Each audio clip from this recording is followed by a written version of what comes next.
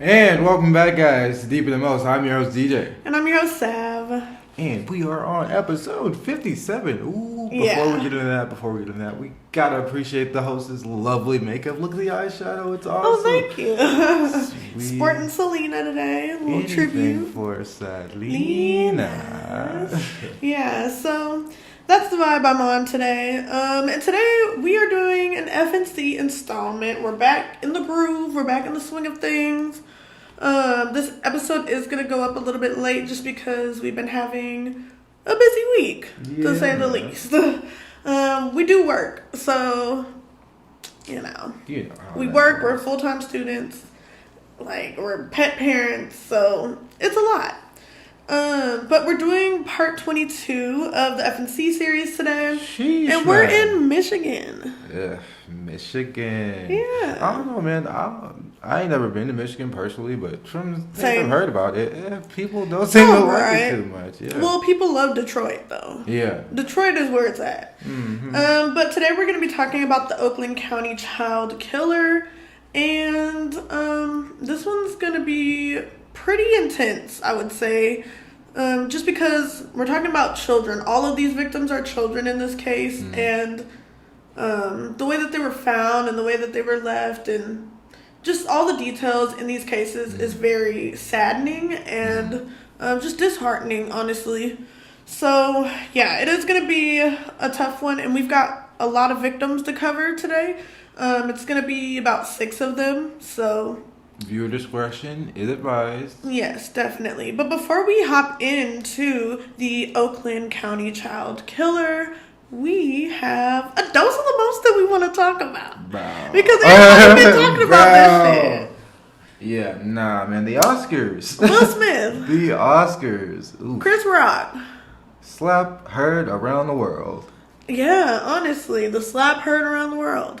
I don't know. You could start with your opinion. Do you think it was right? Do you think it was wrong? Man, so personally, I feel like it's justified.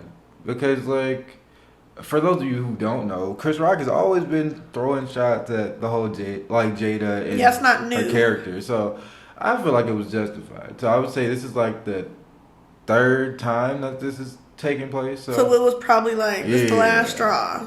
I've given you grace, and now you got to get these hands. Definitely justified. I think it's justified for the simple reason that it's too often that we are shaming, disrespecting, humiliating, and just down-talking black women in public. Exactly. And I think that's what people are not understanding. Everybody's so focused on the Grammys. Is it right? Is it wrong? His career. They're all focused on Will Smith and Chris Rock when the real root of this whole issue is Jada.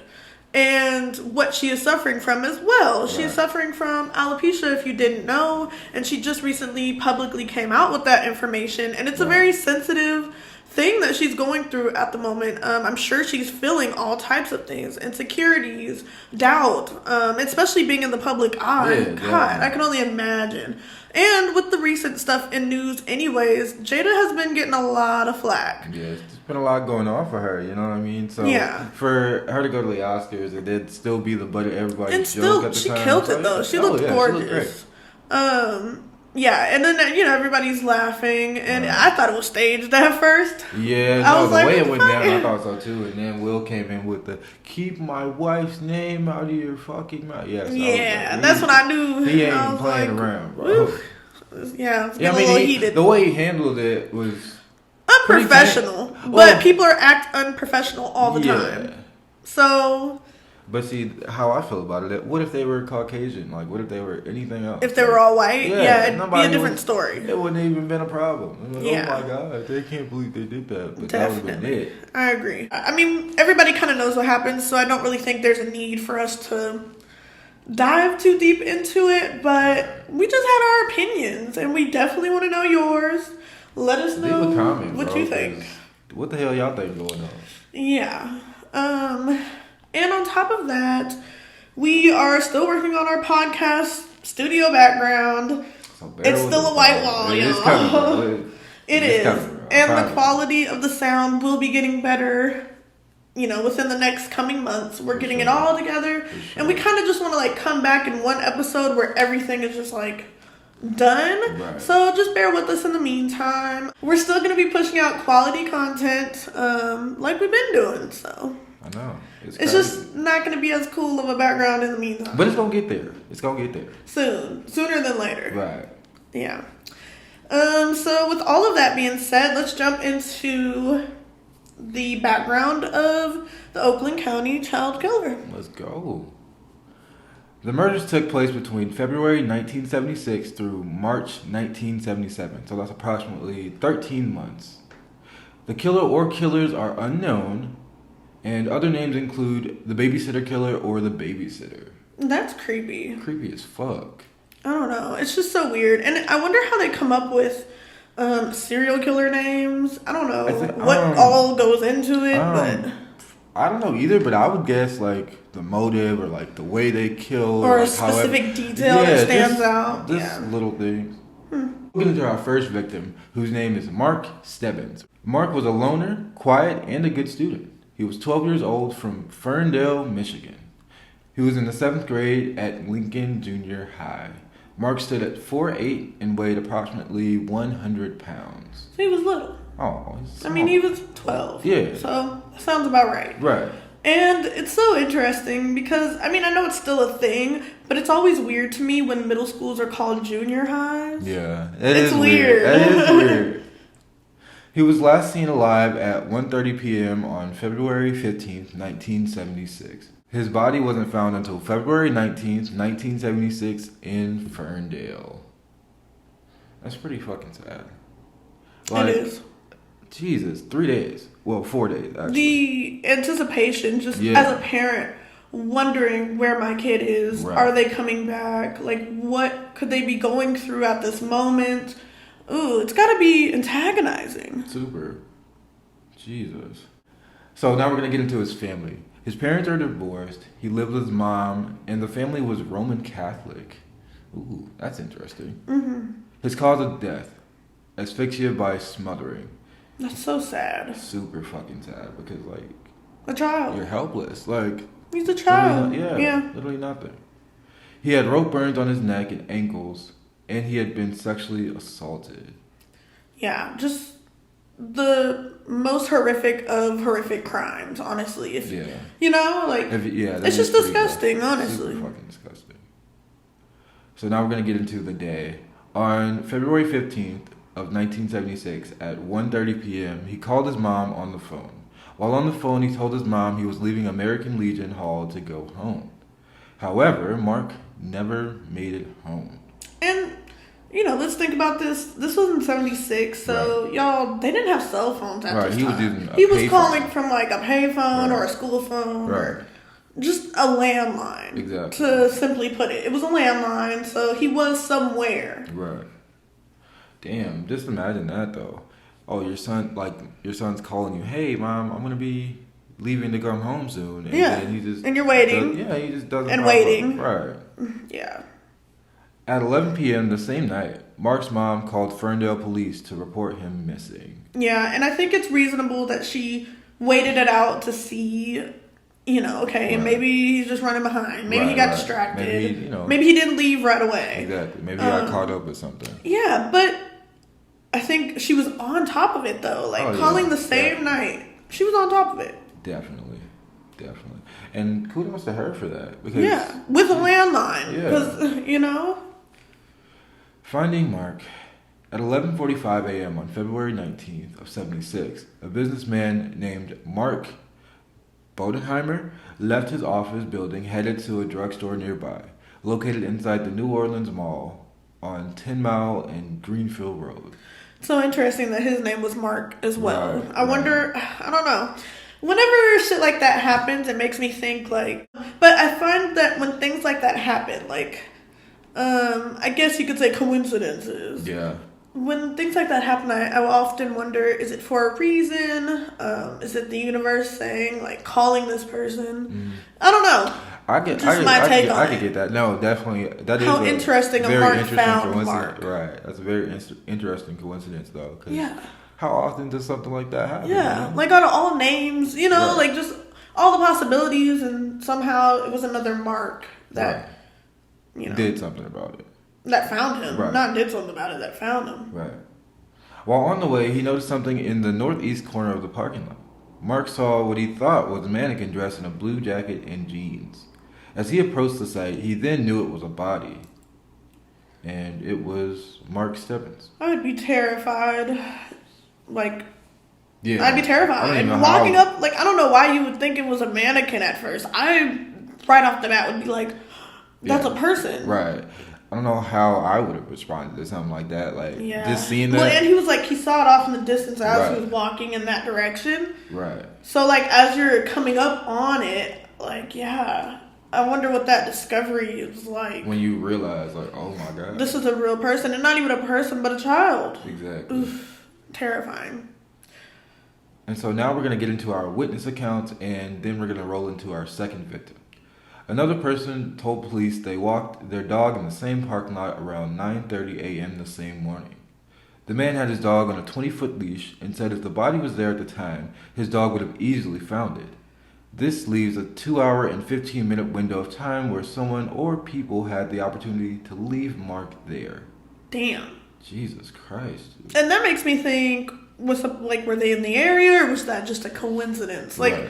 All these coincidences, you know? It's just so much that's Because damn, somebody was there in that same exact spot with a dog. If they're with a dog, I'm sure any dog would be able to find it. Most dogs do bark at something like that. Yeah, exactly. And they're on a 20-foot long leash. That sounds long. So they had a lot of range to walk around. Yeah. Damn. Yeah, I don't know. That's interesting. That is super interesting because, what if the dog had barked at that time and then that person could have. But that means that he couldn't have been there. Right. And I wonder what that feels like as an investigator or police officer. You know about this child that's missing, or you know about a case, and you're actively looking and trying to get answers for the families. Right. And then, you're going out another day, you're going to go look for this kid, and then you get a call, and this is the outcome. Right. And then you get another call, and they say, well, I was there earlier in the morning, and I didn't see anything, and I had a dog with me. Exactly. And it just makes you feel damn, we're so close, this person is actively, doing this shit, around. They still in the area. Yeah, that's terrifying. Terrifying as fuck. Because, what if they were sitting there watching the whole time? Yeah, of course. And oftentimes, criminals, and, they do that. They'll stand by, they'll be around the scene to just watch it play out. It's creepy. Right. L. Brooks Patterson, an Oakland County prosecutor, said Mark's body was washed by the autopsy team, washing away any fingerprints. And that makes me so mad. I hate when they fuck up on cases like that. Just obvious things. Leave it alone. Leave it alone. You should just let it be and then done your work. Yeah. And then leave it alone. Why are you washing the body? Right. So our second victim is Jill Robinson, and she was the oldest of 3 girls. Jill was 12 years old from Royal Oak, Michigan. She was a loner, smart, and a good student. And these accounts that we're saying, these descriptions of the victims, I believe they're just what the community or their teachers and people at school were saying about them because they were all kids. Right. So they're still figuring out who they are as people. Yeah. It's not like you could say, oh, they wanted to save the world. I mean, you don't know. They're kids. They don't even know their own little personality. Yeah. So these are very vague descriptions of just who these kids were. Right. She was last seen on the evening of December 22nd, 76. She was found at 8 a.m. on December 26th, 76, near I-75 and Big Beaver Road in Troy, Michigan. And that's only 4 days apart. Again. But and same thing with Mark. He was found days later. Right. And Jill was found days later. It makes me think that whoever is taking these children is keeping them for a while. Yeah, that's what I was thinking. Maybe he's just I don't know. That is weird. They're not killing them same day. Right, and then just tossing them aside. Yeah. They're killing them, doing what they got to do, and then putting them out in the open. Exactly, and I feel like the children being held captive will become more prominent as we go through more of the cases. Right. So her cause of death was a single gunshot wound to the head. And her family history is Jill's parents were divorced, and she lived with her mom and visited her dad regularly. Her family was Roman Catholic as well, and her mom, Carol, and her would sometimes disagree. On one occasion, which was December 19th in 76, they had an argument that resulted in Jill running away. And mind you, this was like 2 days before she was last seen alive. Right. So, yeah. So Jill was last seen alive at the hobby shop on Woodward Avenue, then at a donut depot on Maple Road between 6 a.m. and 7 a.m. And the hobby shop, I think, was confirmed on the 22nd is when she was seen. Okay. But the 6 a.m. to 7 a.m. window of her being seen at the donut depot was on December 23rd in the morning. Okay. According to Carol, they were arguing over biscuits. Jill was asked to help make them for dinner, and she refused. And it's just so sad when you hear things like that. Yeah. Like that's their last memory or their last conversation, and it's just something so mundane. Right. Like biscuits, exactly. You know? And it sucks, because I probably, ate her mom a lot. Yeah, definitely. The two argued, and afterwards, Carol told Jill to leave until she was part of the family, and Jill did just that. Oh. Yeah. Ooh. I don't think as a parent I would say that to my kid, just over an argument over biscuits. A little much, bro. Yeah. But that's what happened. So she packed some clothes and a plaid blanket into a denim bag, dressed in jeans, a shirt, and an orange coat with a blue knit cap. She rode her bike away from home. The day Jill ran away, her dad, Thomas Robinson, called the police at 11:30 p.m. She was found on the side of I-75 north of Big Beaver Road. She was laying on her back, fully dressed and not bound. There was a dark red ring around her head.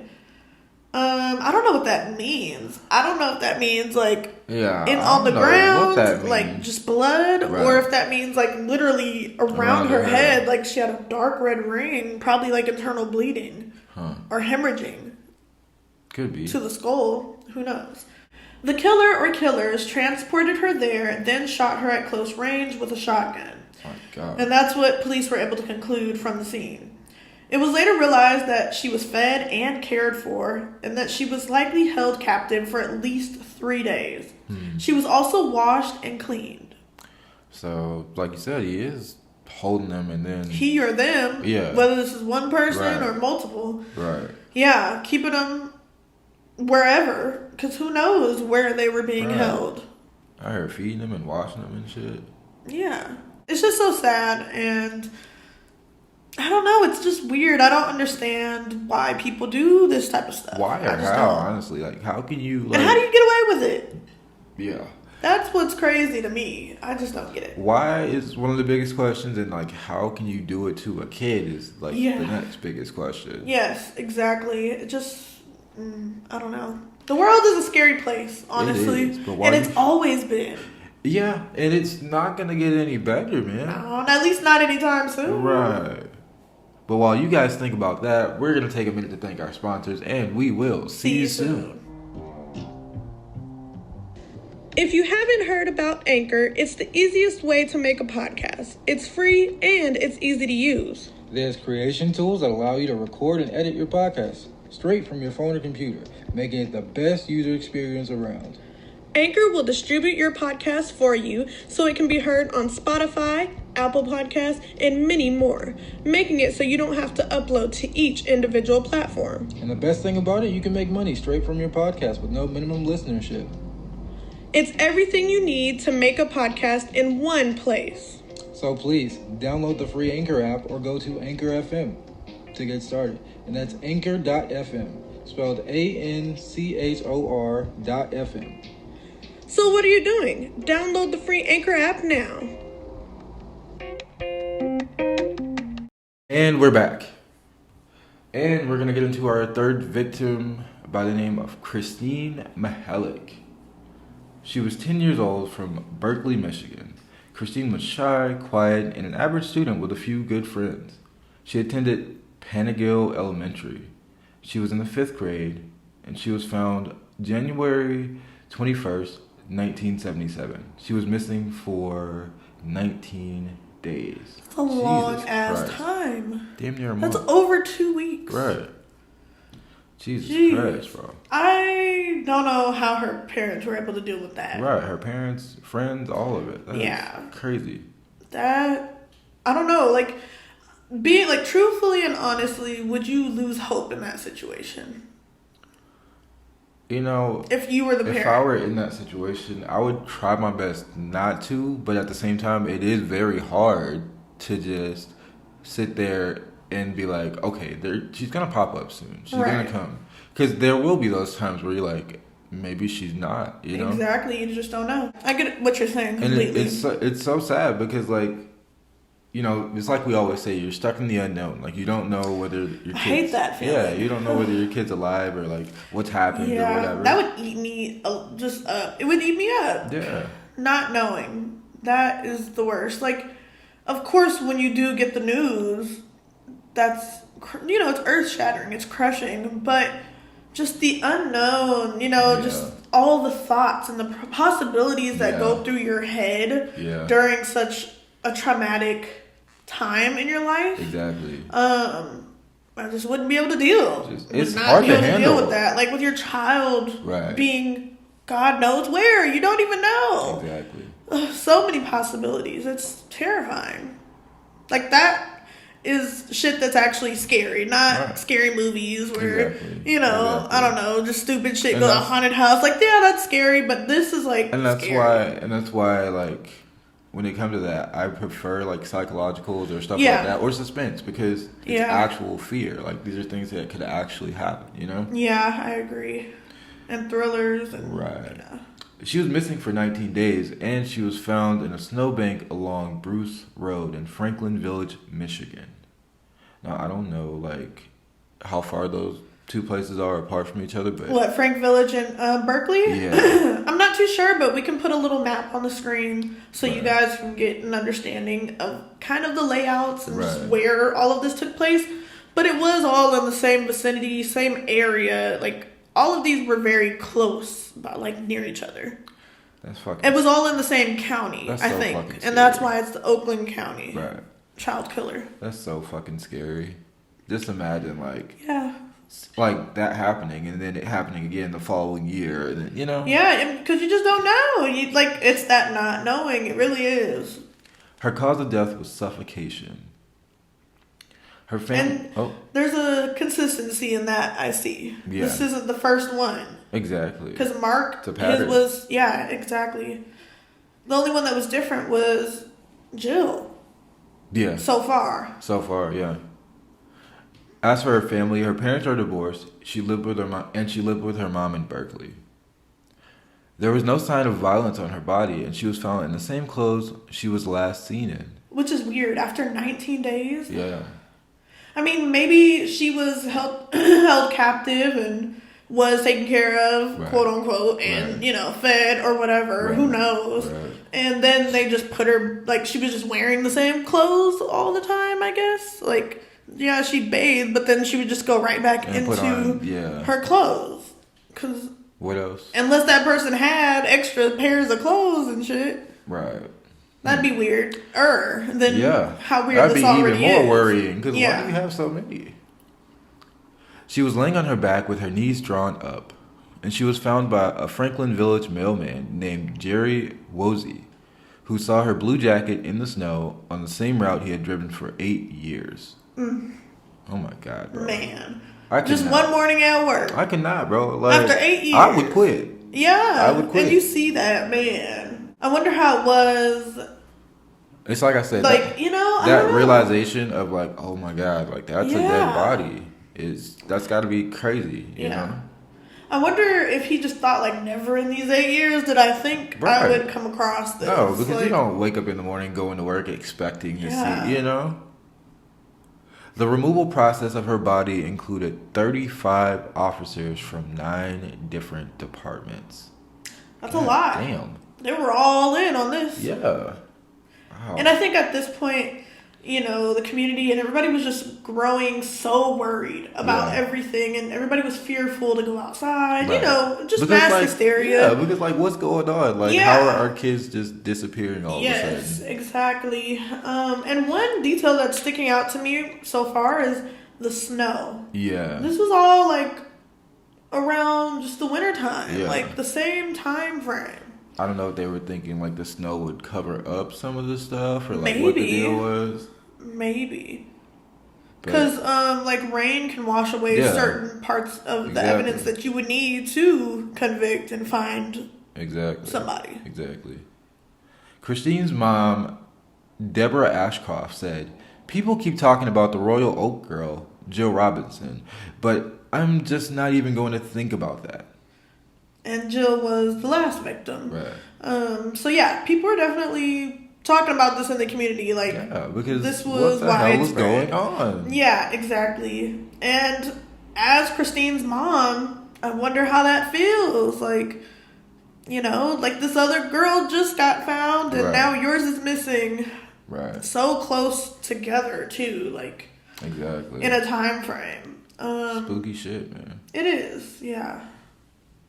In an interview on January 5th, 1977, according to Deborah, Jill's two younger brothers kept asking, "When is she coming home?" It's so sad. How do you explain that? I don't know. How do you- I don't even want to think about it. Yeah, like how would you sit down with your kid and just be like, well, She's not, Yeah. I don't know. And obviously they were younger than her, so they were like children because she was 10. right. So they had to be at least like, well, Anything under 10. yeah, anything under 10. I was going to give it at least like a three-year range, but yeah, anything under 10. Yeah. So we're going to continue with her, and then we're going to get into our fourth victim by the name of Timothy King. Which is our last confirmed victim to be connected in Okay. these cases. Okay. We have 2 more victims that are possible. Okay. When her body was discovered in a snowbank at the end of a dead-end street, she was so frozen that officials had to wait until the following day to do an autopsy. Because of that snow. Right. That's sad as well. And all of this is sad, Yeah. of course. Obviously. Right. But, I don't know, just when you hear certain details and just the lengths that people will go to do heinous and horrific things to yeah, other people. and then try to is cover just it up or like mind-boggling. shit. Not even. Some people Yeah. don't even. Well, with all of these victims being found so Right. quickly after being placed wherever they were, Right. wherever they were found at, it shows that the perpetrator and the killer wanted these victims to be found. Right. He wasn't trying to go out of his way and Exactly. like toss them in a river. Yeah. Like, no, he no. literally put them in places put them- where they could be seen. Yes, on the side of the road, like, and it makes me think of the Black Dahlia case. Where Yeah. She was literally on the side of the road, mutilated. Yeah. She was the 5th young person from Oakland County to die that year. At the same time, there was no evidence found to link Mark and Christine's deaths. Yeah, so she wasn't confirmed at the time, like when they were first trying to get all the details of all the cases. She wasn't confirmed to be a part of Right. the same killer's, spree. Right. But over time, they did confirm somehow, some way that she was connected or linked. And I don't know how though. Like all the research I did, there was never any information on how they were able to link these children besides the vicinity of where they were all found. Right. Interesting. Yeah. So our last confirmed victim to be a part of the spree is Timothy King. And Timothy was 11 years old from Birmingham, Michigan. He was outgoing, well-liked, and athletic. He was last seen on March 16th, 1977, and found March 23rd, 1977. It's so close, like all of these. Yeah. Wow, that is crazy. And it's a little bit of a change of pace because this kid was outgoing and athletic and Yeah, the liked other and ones were more everything. reserved, shy, Yeah. not a lot of friends, Right. good student. Right. Yeah. He was found in a ditch along Gill Road, about 300 feet south of 8 Mile Road in Livonia. He was missing for a week, And his cause of death was suffocation, and he was sexually assaulted just like Mark was. But you notice that the young girls weren't. Yeah. So there's definitely a preference there for whoever is doing the crime. Exactly. It kind of helps you build a killer profile. Mm-hmm. So a little bit about his family. His parents were married and living in Birmingham. He had 2 brothers and a sister, and they were all Roman Catholic. Once again, all the victims are Roman Catholic. Yes, another connection, which is interesting. It was a cool evening when Timothy left home. He had 30 cents on him that he had borrowed from his older sister, Catherine. He was headed to the store for candy. When he left, he also had his skateboard and his football with him. This evening, everyone in the family was out. His brothers were babysitting. One was babysitting and one was at a school play rehearsal. Mm-hmm. And his parents were having a date night nearby. And then I believe his sister ended up leaving after he went to the store. Okay. So this was going to be the first night that Timothy would be home alone. Right. Because he was never really allowed to before. Right. Timothy was headed to Hunter Maple Pharmacy, which was, once again, really close to the house. Mm-hmm. The store clerk at Hunter Maple, and her name was Amy Walters, said she sold Tim candy and saw him leave out the back door into the dark parking lot. And this was at 8:30 p.m. I don't know. If that were me on that shift, I'd be like, well, I don't know, because this was a different time. Yeah. Like, back then, this was normal. Parents actually did. Like, they would send their kids to the store to get them stuff. Do stuff, yeah. And go on their little date night. Hey, we're going to be back at this time. Make sure, the house. So for me to say this now, in today's day and age, it's obvious. Like, if I were that store clerk, I'd be like, where are your parents? Exactly. But back then, this was normal. So it's a different time. Negate what I just said, yeah. Police Chief Jerry Tobin said whatever happened to Tim happened between the time he left the store and before he got home. Obviously. Right. I mean, he never made it home. Right. The day after Tim went missing, door-to-door searches were conducted and some of his classmates were even questioned. And I really appreciate this because they were really knocking on folks' doors. They were on top of it. Yeah, the next day. So I think for police work, quality, it was up there. We've covered some cases in the past where we've just really had to sit down and say the police were not doing a diligent job this time. But with this case, with Tim's case specifically, I really do like that they took it that far, took it above and beyond, and were knocking on people's door, even questioning other kids. Right. I think that makes a lot of sense in his case too, because he was popular and athletic. Exactly. He was probably very involved in friends, school. Yeah. And I'm sure his teachers probably know who Tim is. Right. So, March 23rd, 1977, on a dirt road in Livonia, close to a busy intersection, a motorist found Timothy King. He was left in a ditch wearing the same clothes he had on when he left the pharmacy a week prior. His skateboard was only 15 feet away from where he was found. And a week prior to his abduction and murder, Timothy had told his mom that he wouldn't ever talk to strangers and that he'd run away from them. Damn. It's just, I don't know.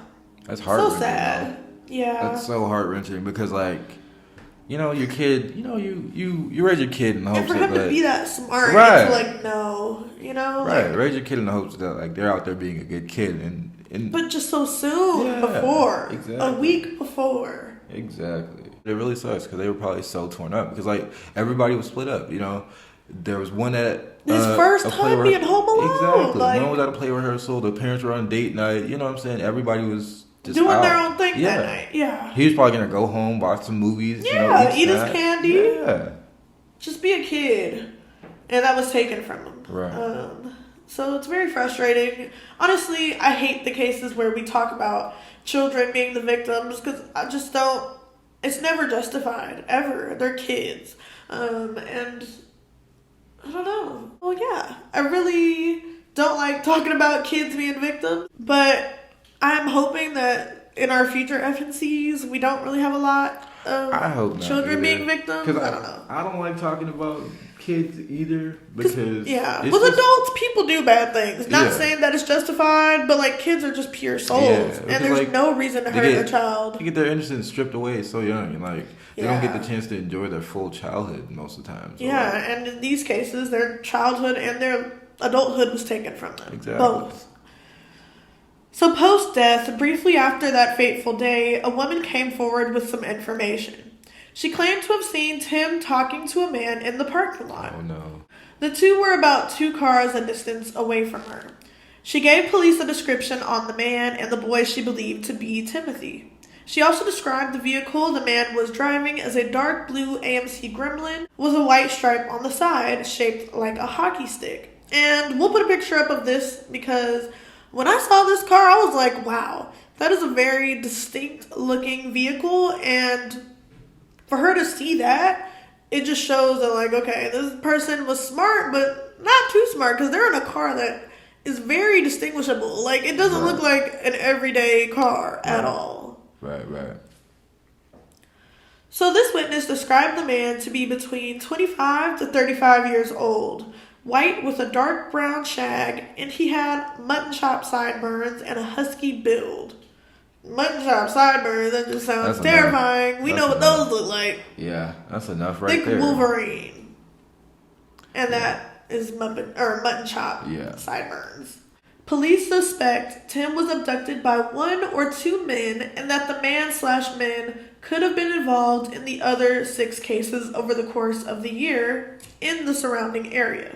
Chief Tobin talking again. Right. He said, "We suspect we're dealing with a sophisticated, intelligent, educated man."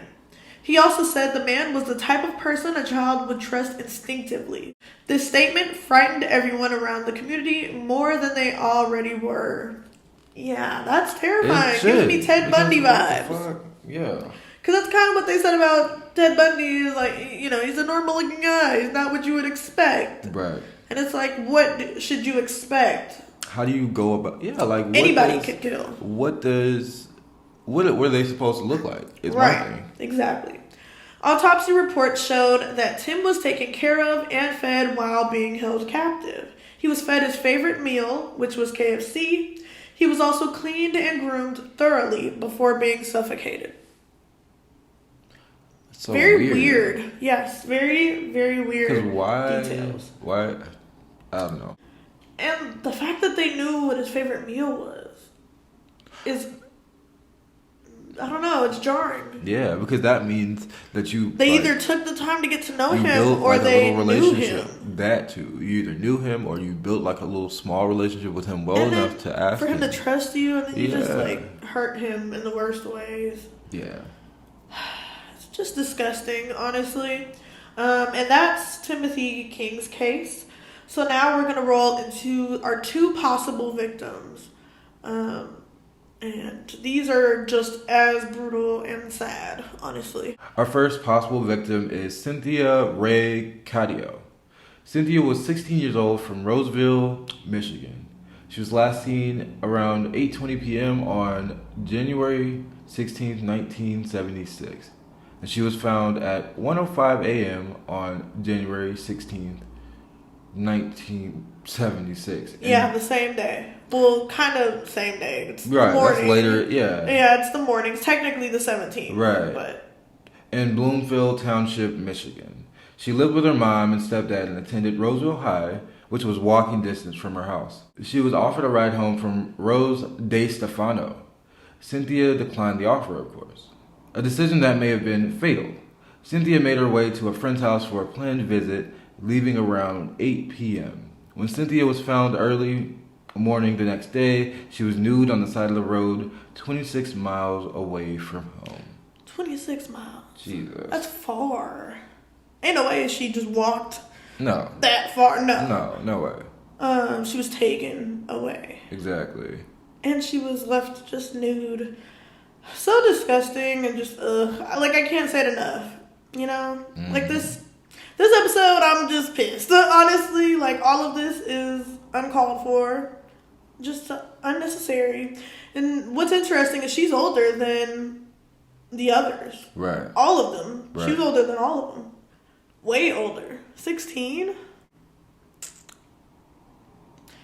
I don't know. It's just sad. It is. Her skull had been crushed from a blunt object. She had been sexually assaulted, and police believed it could have been by more than one person. Now, I think these details, they're different than the past details in the other cases, and I think that is something that stood out to police, and they were like, this could be the same person, but it might not be, because she was definitely killed in a different way, and not only that, she was sexually assaulted, and none of the other female victims were. Right. Obviously, the killer was into boys. Exactly. And not girls. So it is interesting, and I think that's what also makes it that she's a possible victim and not like a confirmed one. And on top of that, her sexual assault was by possibly more than one person. I think that's a part of what makes them believe that this could be more than one person doing this. Right. Sick shit, bro. Yeah. Sick shit. Our last possible victim is Sheila Schrock. Sheila was 14 years old from Birmingham, Michigan. She was last seen at 8:20 p.m. on January 19th, 76. And these are really close. Yeah, these days are super apart. close. Even days apart from the past victim. Right. She was found the same night as well, which is just so weird. They were found really quick. Really, really quick. Which means that they weren't held captive. Right. Which is another Which I think is why I think that it's possible, but not completely the same There's killer. similarities because it's around the same area. It could be a copycat killer. Right. It's around the same area, around the same little Still a time kid. frame. They're still kids. So I guess I could see how they would say, oh, these two. And you notice that they were both last seen at 8:20 p.m.? Mm-hmm. Like this person had a schedule? Right, there's a specific time frame that they work between. That's interesting.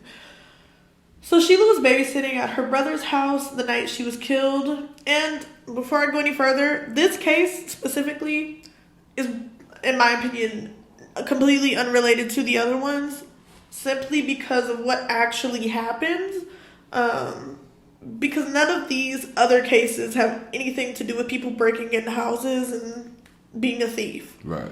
But this one does. So next door, a neighbor was shoveling snow from his roof shortly after 8 p.m. Why that late? I don't know. How were you able to see? Because I know it was dark out at that time. Why? Daylight savings. Why were you shoveling snow off the roof at 8 p.m.? Not too sure. All right, bro. But January in Michigan is very, very cold if you don't know. So, it's their winter month. And that's when they get snow usually. Kind of like New York. Right.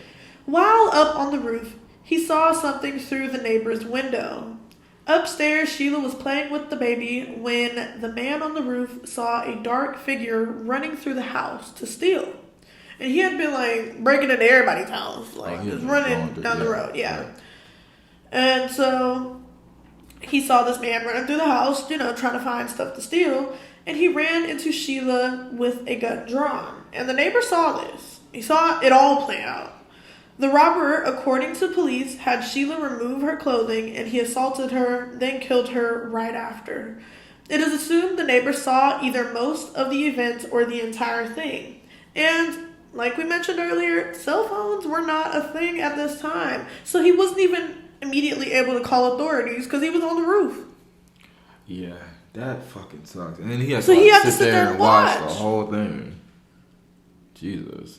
And even if he were to try to make it down, what if by the time he got down to the ground, the person was running back out and they kill him next? Right. And he doesn't even get to call the police. Right. But you see how this one is way different than all of the others? And somebody saw the whole thing play out. That's crazy in and of itself. I would never shovel roof or shovel snow off the roof again. Hey. I would be terrified and scarred. Or I would probably never look into my neighbor's window again. At all. Because I'd be scared that I would see something like that. Right, because what are the chances why are you up on the roof at 8 p.m. shoveling that's snow? Weird. But that's a little late. Yeah, but or maybe it's one of them chores that's you get to later. Yeah, because you forgot. or he got home from work and was but Why was he shoveling snow off the roof? Like, what does that do? I don't know. So it doesn't fall on them or whatever? I guess. So like when they're walking up to the door? Right, so it don't fall on the car or fall on them or whatever. I guess that makes sense. Okay. It makes sense. But, yeah, this is completely different in my opinion. This was an actual thief. He was stealing, breaking into homes, and somebody was home. Right. So, yeah, I think this one isn't related, like, in my opinion, but it could be. And I definitely think that's why they kept it as a possible victim. Right. Especially with the time frame of it being just so close to these other crimes. Right. So. Oof, man. It's a lot. Those are all the victims. So many. And to think that one person could have did this, or even two. Right. It's just crazy. All these children, they lost their lives for no reason. There's nothing to explain why this could have happened. Right. But one thing does stick out to me. That a lot of them were Roman Catholic. I don't know if that means anything, but like I wonder if they attended the same church or churches. Because, I think I've mentioned this before, but when I was younger, I would church hop with my grandma. We would go to different churches every week. Right. And I'm sure other people do that as well. Like you try to find a church that sticks with you. And we never did personally, but yeah, I wonder if somehow, some way, like these victims and their families ended up at the same church one day, or and that person probably saw these kids. Right. I don't know, man. I don't know. It's weird. It's just weird. And it's like, it's a very odd detail because it's a big coincidence. Yeah. Everybody has the same faith. It's like I mentioned, man, the Roman Catholic faith has always gotten flack for liking young boys. The weird things, It's super weird. Yeah. But with that being said, we're going to try to connect this missing link. Definitely. All related killings happened on snowy days. Which we mentioned. Yeah. All victims were last seen within a mile of Woodward Avenue between 9 Mile Road and 15 Mile Road. So they were all in the same area. In the same vicinity. Yeah. Every child was fed and cared for, which is super odd. Eerie. Yeah. The killer or killers bathed them or forced them to bathe. Yeah, and these are all like similarities in the cases, which I think is kind of what drew police to conclude that, all right, these are connected. This is the same killer or killers, because it's too coincidental that all of this is the same. Right. Both Timothy and Mark had rope burns present on their bodies. Both of the boys, and the girls didn't. Exactly, both boys. And the girls... Weird. Yeah. It is super everything weird. is weird about this case. Yeah. Or this killer. Everything. Or killers, whoever. Yeah. Police created a psychological profile of the killer or killers, which they said they're fanatically clean, smart, and sexually abnormal. The biggest lead was the sighting of the man in the blue AMC Gremlin. Yeah, that was kind of like the only confirmation of a person with one of these children. Right. I've never seen that car before. But it just sounds... Oh, you want to see? Yeah. It's like very distinct. It seems like a car that would not be like an everyday ride. Oh, yeah. No. It was not an everyday ride, and it literally had... Let me see if I can find it. Because it looked different than these even. Like, it actually had like a hockey stick thing on the side. Like that. Oh, wow. Like a hockey stick stripe. Yeah, no. There's no... That's so distinct. Yeah, in my there's no opinion. way, bro. I don't think everybody had that car at that time. This is the picture that I saw. That's what it looked like. There's no way, bro. Weird, right? Yeah. The shade of blue, everything. It's just too distinct. Exactly. Too distinct. Tell us what you guys think, though. I don't know, man. Shit ain't adding up. So now we're going to get into the suspect profile. This is kind of just all the information that police have gathered, whether that's through witness accounts, that main witness account from Timothy's case of the woman seeing him in the parking lot talking to the man. And so this is kind of, and just the details of the case, the information that they were able to get is kind of... I don't know where they got some of this information. That's all I'm going to say. Listen, man. Some of it is questionable. Yeah. Only because they just knew a lot. Like, the police found out a lot about this person or these people. Right. That I don't know where they got it from, but they did. So, it was a male, 20 to 30 years old, high education and intelligence, white, ability to store a child for at least 18 days because we had Christine who's gone for 19 days. Right. So that means that she was probably held captive for at least 18. Right. So that's where they got that from. Right. The person was homosexual, mentally unstable. There was no proof of substance abuse. They worked on a schedule, which makes sense because of that 8 p.m. All these details right here make sense. Yeah. The person was different or like strange is what they said. Their vacation from work had to be between December and January because they had all this allotted extra time. Right. But that also doesn't make sense. If you knew they worked on a schedule, wouldn't that detail come from the 8 p.m. and the 8 p.m.? Exactly. I feel like if you figured out that they work on a schedule, you could definitely investigate like in that time frame to see if you could catch somebody. But like, yeah, that's true. They also gathered that the person or people had a clean car and a clean house. Single dwelling with an attached garage. Cost over $30,000. Wait. Yeah. How y'all got these details? Where do these come from? That's what I'm trying to figure out. They had prior contact with police, and they were seeing a psychiatrist, and they wanted the bodies to be found. So do y'all know who it is, and y'all ain't saying nothing? Because that's a lot of information. That's what I don't get. Because how do you know they're seeing a psychiatrist? Right. And how do you know how much their house cost? That's a very specific number. It is. And you know their house and their car is clean. Which, that makes sense because they cleaned the bodies. Exactly. You're having the kids bathe or so they were definitely clean. That's obvious. But how do you know they're not abusing substances? Like, how do you know they're not popping pills or smoking weed or, drinking excessively? Like, you don't know. Or maybe they do. I don't know. It's so weird. And their description of them being different. I don't know what to take from that. What does that mean? Because different can be a lot of things. Exactly. So, yeah, that is the suspect's profile that police were able to come up with. And honestly, you think about it, it's like, damn, you could, like, probably hunker that down to, like a specific person, but could you, though? Or a specific couple of people, you know what I mean? It's still vague. But that's a very wide age range. A 20 to 30-year-old white man who has a high education. Right. That's a lot of white That's like guys. Every average white man. Yeah. And he was able to store a child for at least 18 days. Well, that makes sense if he has a house with a garage attached. Exactly. Again, by himself. Any average white man. Yeah.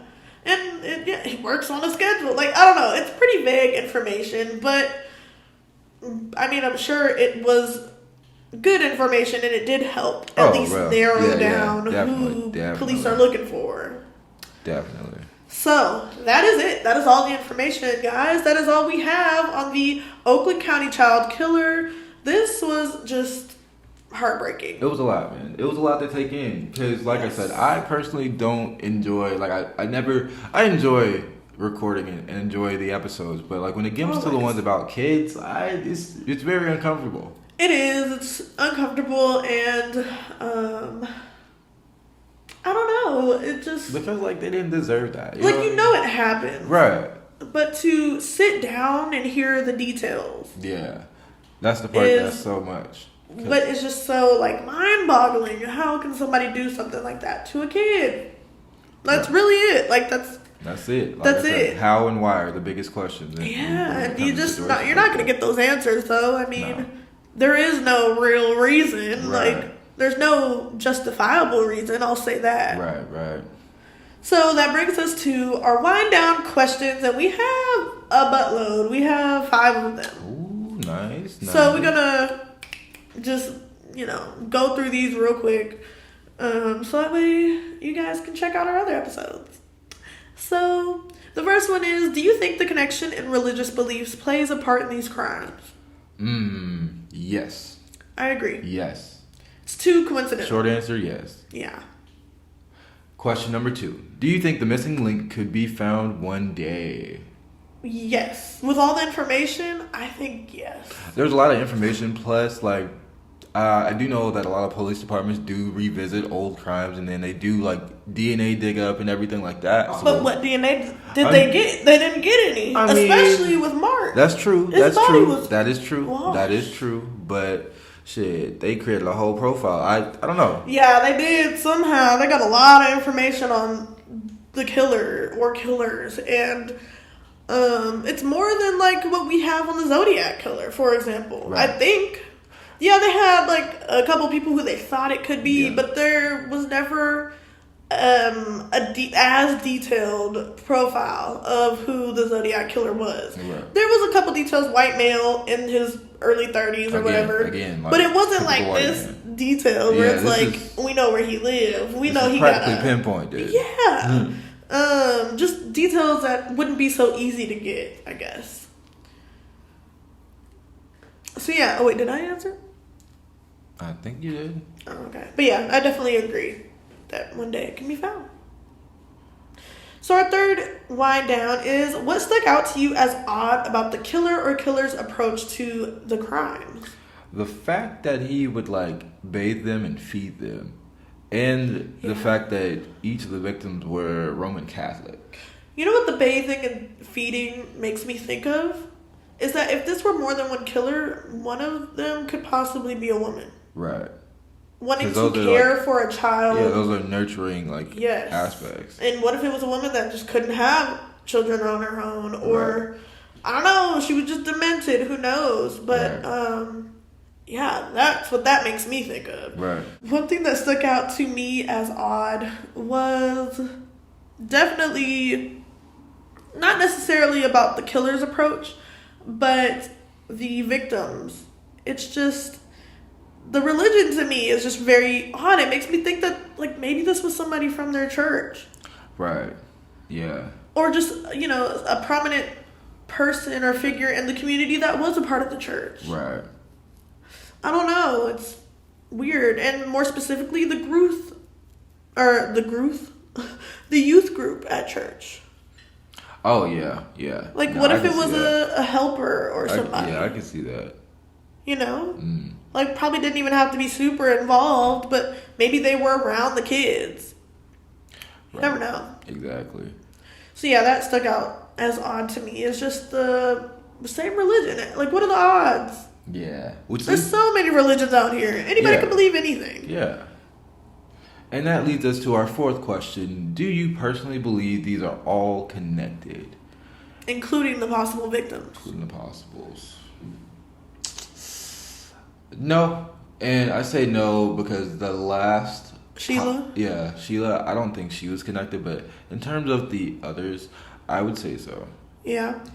I would say everybody but both of the possible victims. Okay. I think the possible victims could be of the same killer, but that killer is separate from the other four. Right. Okay. And if they are all connected as a whole, I would say one of the killers had more control of the situation in the other four killings, and then the other killer was like, all right, I'm gonna take control for these two. Right, and just do it my way. Yes, exactly. Right. And that would cause the differentials in those cases. Right. Because making it similar, but not similar enough to be completely connected. the way I'm thinking about it, the conversation could have went like this. Okay, we've done this your way the whole time. You've been feeding them and caring for them. I don't want to do that. I want to just try something different. Yeah, I want to get it over with. Exactly. So our last question is, how would you have felt living in this area at this time with kids of your own? You know, I would have freaked out. I would have been like, yeah, no, you guys... I would have been like, we're moving. Yeah, we got to go. Like, there's nothing else to think, nothing else to believe. You know, you hear about all these killings going on in and around your neighborhood. Like, what else? Yeah, like I probably would be so terrified I wouldn't want to move. It kind of don't know if I'd be able to, but I would want to move. Exactly, it reminds me of the whole situation with the Night Stalker when everybody started cutting their hair and like they were so scared they were like, that it's mass hysteria. Yeah, and it's real. Yeah. I don't know.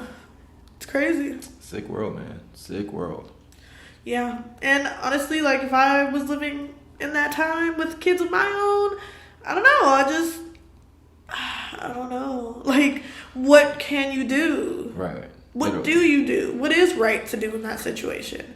Keep your kid in the house, but even then, like, Sheila was in a house. And somebody just, like, popped up in there. So, I don't know. Like, there's really not much you can do, honestly. Except for educate your kids. That's the most I would do. That's all you can do in the hopes that your kid, follows. But Timothy was smart, and he even knew. Exactly. Like, he told his mom a week prior, I won't talk to strangers, which makes me think, what if this was somebody from the church? It had to He be had somebody, to have known them. It had to be somebody that was, like, He was already comfortable. trusted. Yeah. Yeah. I don't know.